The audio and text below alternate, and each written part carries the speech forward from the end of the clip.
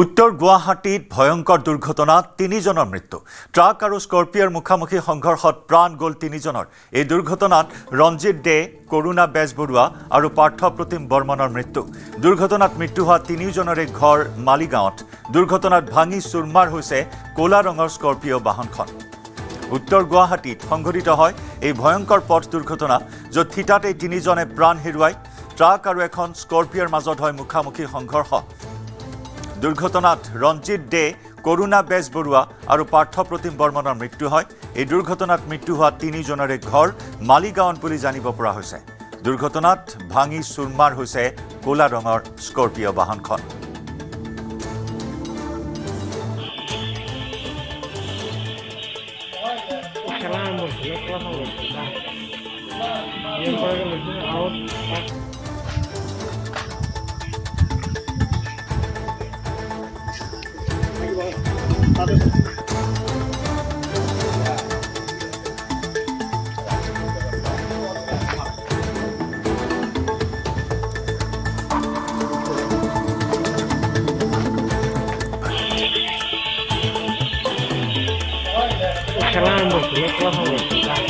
এক ভয়ংকৰ পথ দুৰ্ঘটনা। অৱশ্যে ক'ৰ পৰা ক'লৈ গৈ আছিল স্কৰ্পিঅ' বাহনত মালিগাঁৱৰ ৩ যুৱক, সেয়া এতিয়াও জানিব পৰা হোৱা নাই।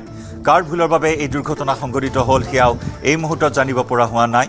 আমাৰ উত্তৰ গুৱাহাটীৰ পৰা সতীৰ্থ সাংবাদিকৰ সৈতে সংযুক্ত হ'ম আৰু অধিক খবৰ লাভ কৰিবলৈ আমি চেষ্টা কৰিম। কিন্তু এইখিনি মুহূৰ্তত জনাইছোঁ যে এখন ট্ৰাক আৰু ক'লা ৰঙৰ এখন স্কৰ্পিঅ'ৰ মাজত হয় মুখামুখি সংঘৰ্ষ, য'ত ৩জনকৈ লোকৰ থিতাতেই প্ৰাণহানি। স্কৰ্পিঅ'খনত ৩গৰাকী আৰোহী আছিল। ৩ৰে ঘৰ মালিগাঁৱত বুলি জানিব পৰা হৈছে আৰু ৩ৰে পৰিচয় এই মুহূৰ্তত আমাৰ হাতলৈ আহিছে। এই দুৰ্ঘটনাত কৰুণ মৃত্যুক সাৱটি লয় ৰঞ্জিত দে, কৰুণা বেজবৰুৱা আৰু পাৰ্থ প্ৰতিম বৰ্মন। মোৰ যিটো কৰুণা বেজবৰুৱা হয়, মোৰ সৰু মামা হয়। গাড়ীখন মালিগাঁও ছাইডৰ পৰা আহিছিলে চাংচাৰি পিনে, কিবা সিহঁতৰ নিজৰ কামত ওলাই আহিছিলে, কিন্তু ৰং ছাইডৰ পৰা ট্ৰাক এখন আহিছিলে। আহোঁতে ট্ৰাকখনৰ লগত মুখামুখি সংঘৰ্ষ হয়। ৩জনৰে 2জনৰ চলোৱাজনৰ আৰু লগত আগৰ চিটত বহাজনৰ স্পট ডেড হয়। কিন্তু মামা পিছৰ চিটত মাজৰ চিটত আছিলে, কিন্তু মামা কিছু টাইম আছিলে, মেডিকেললৈকে নিয়ালৈকে জীৱিত অৱস্থাত আছিলে। তাৰপিছত মেডিকেলতে মৃত্যুবৰণ কৰে। কি গাড়ীত আহিছিলে? স্কৰ্পিঅ' চাফাৰী আছিল। গাড়ীখনত কেইজন মানুহ আছিল গম পায়নে? এখন 3জনে আছিল, স্কৰ্পিঅ'খনত 3জনে মাৰাইছিল, একজনটো আছিল ভালে, মেডিকেলত মাৰা গ'ল, বাকী 2জন নাম কটা দুজন আপোনালোকৰ আত্মীয় হয় ঘৰৰ? মোৰ ঠাই হয়। কি নাম? কৰুণা বেজবৰুৱা। উত্তৰ গুৱাহাটীৰ পৰা আমাৰ সতীৰ্থ সাংবাদিক ৰন্তু বৈশ্যৰ সৈতে সংযুক্ত হৈছোঁ। ৰন্তু, এই শোকাবহ দুৰ্ঘটনা, এক ভয়ংকৰ পথ দুৰ্ঘটনাৰ শেহতীয়া আৰু কি তথ্য লাভ কৰিছে? কিমান সময়ত এই দুৰ্ঘটনা সংঘটিত হ'ল? কাৰ ভুলৰ বাবে এই দুৰ্ঘটনা সংঘটিত হ'ল? কিমান বেগত আছিল স্কৰ্পিঅ' বাহনখন বা 2খন বাহন?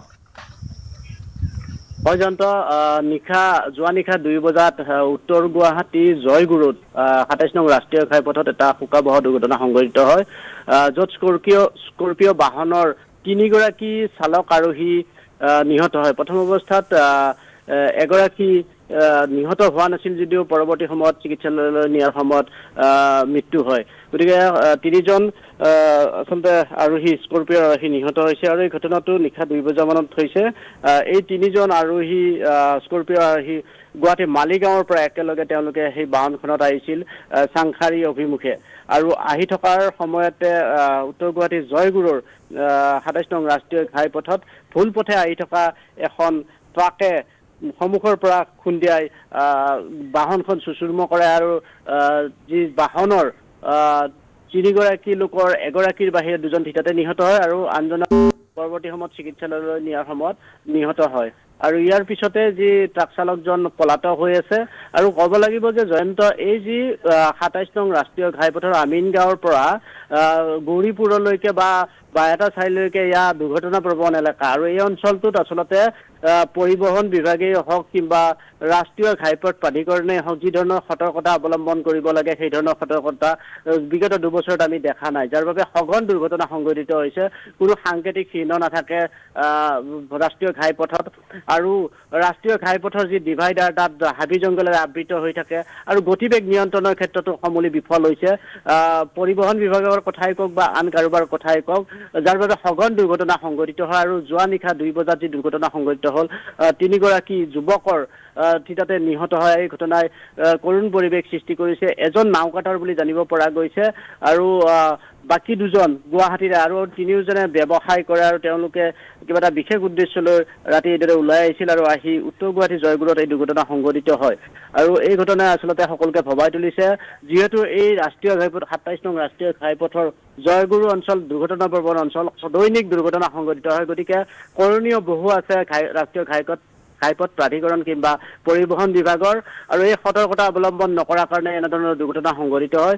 আৰু ক'ব লাগিব যে উত্তৰ কামৰূপ বা উত্তৰ গুৱাহাটী অঞ্চলটোৰ পথবিলাক আচলতে ওৱান ৱে আৰু যি মূল পথৰ বাহিৰে বাকী পথবিলাকৰ 2খন গাড়ী নাযায়। গতিকে গাড়ীৰ যি ট্ৰাফিক জামৰ পৰিস্থিতিৰ সৃষ্টি হয়, গতিকে কৰিবলগীয়া বহুত আছে, যাৰ বাবেই আচলতে এই ধৰণৰ দুৰ্ঘটনা সংঘটিত। আৰু যি ট্ৰাকখনে দুৰ্ঘটনা সংঘটিত কৰিলে ভুল পথে তেওঁলোকে প্ৰৱেশ কৰিছিল, গতিকে ভুল পথে প্ৰৱেশ কৰাৰ কাৰণে এই ধৰণৰ ভয়াৱহ ঘটনা সংঘটিত হ'ল, যাৰ বাবে 3গৰাকী যুৱক সুঠাম যুৱক এইদৰে